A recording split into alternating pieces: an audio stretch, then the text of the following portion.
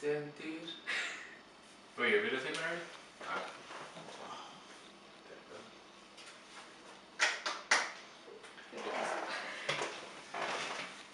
In the United States of America, there is an epidemic that is overlooked by the public every day. It is in both our neighborhoods and our schools, yet it is hidden and covered and not spoken about.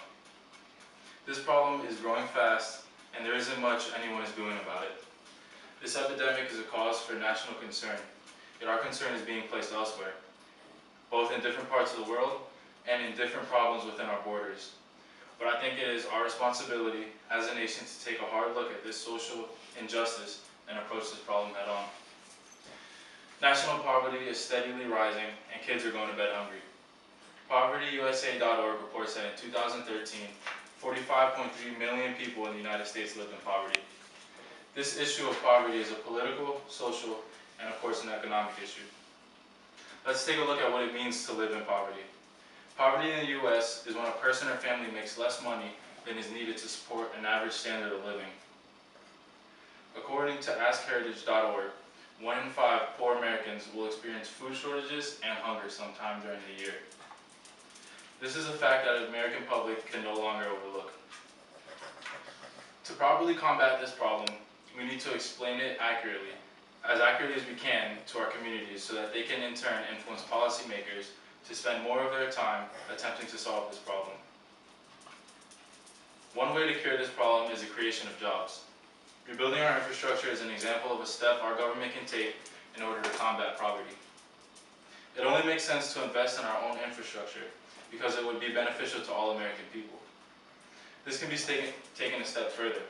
We can improve our lower income neighborhoods by renovating abandoned houses.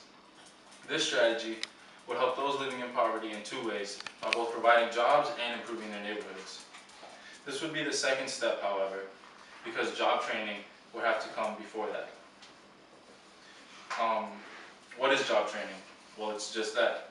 It's programs and classes that offer an individual an environment where they can effectively learn the procedures and skills needed to enter the workforce. What does this mean? It means that our school system needs to be rebuilt from the ground up. We need to take a hard look at what American school systems are doing right and what American school systems are doing wrong. You're born into a neighborhood with the odds stacked against you in terms of quality schools. The honest truth is that you are born into an affluent neighborhood. Your chances of living in poverty are significantly lower than those who are born into a poor neighborhood.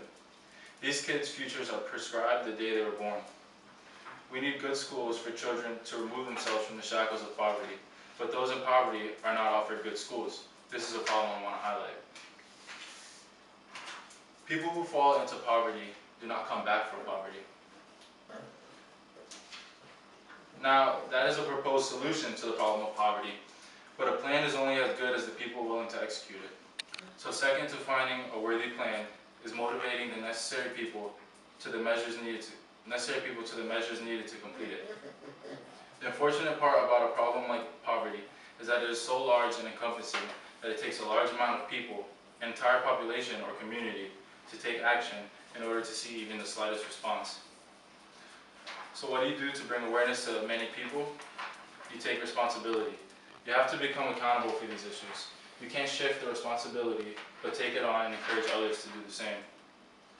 What is most important is to remember that the people that need your help are among you. You may not know them or talk to them, but they pass you on the street. Your children sit next to them in class.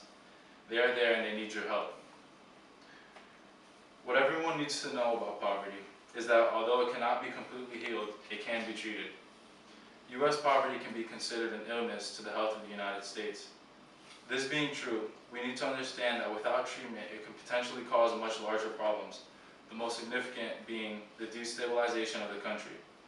While the poverty level increases, encompassing more and more of potential middle class, there will come problems such as those seen in other empires, specifically the Roman Empire, which fell after the shrinking middle class became consumed by poverty. National poverty is steadily rising and kids are going to bed hungry.